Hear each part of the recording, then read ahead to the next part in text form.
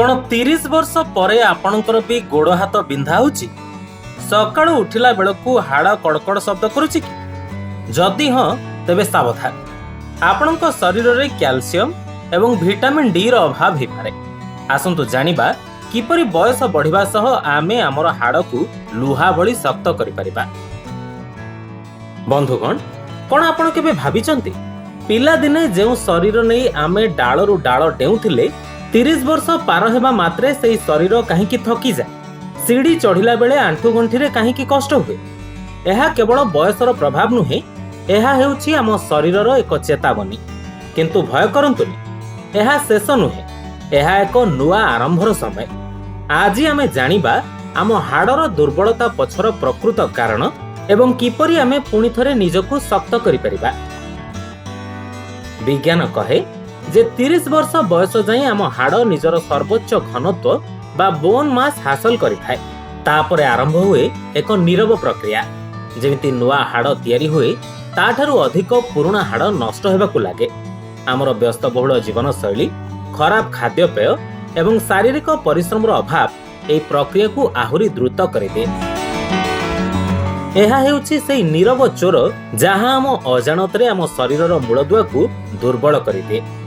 एठारे आसंती आम शरीरर दुई मुख्य नायक कैल्शियम एवं विटामिन डी। कैल्शियम हेउछि सेई इटा जहां आम हाड़ को गढ़ी थाए, किंतु कोन आपण जानंती बिना विटामिन डी रे आम शरीर कैल्शियम ग्रहण करि पारेनी। आजिकाली आमे एसी रूम एवं बंद कोठरी भितरे एते समय बितौचु जे सूर्य किरण आम देहरे बाजुनी, आउ सूर्य किरण अभावरु विटामिन डी मिलु नाही। फଳରେ आमे जेते क्षीर पीले मध्य हाड़ दुर्बल रही जाउचे। किंतु गोटा विशाल बरगछ कथा भाबंतु, झड़ तोफान आसिले मध्य से छिड़ा हेई थाए, कारण तार चेर शक्त। आम शरीर मध्य सेही भली आमे जदि चाहिबा 30 कण 60 वर्ष बयसरे मध्य आम हाड़ को बरगछर चेर भली शक्त करि परिबा। आमको केवल टिके सचेतन होबाकू पड़िबो। प्रकृति आमको सबु किछि देइछि, आमको केवल तार सठिक व्यवहार करबाकू हबा। तेबे आमे कोन करिबा? सकाळर नरम खरारे अति कम रे 20 मिनिट समय बितांतु, यह आपनकू मागणारे विटामिन डी दब।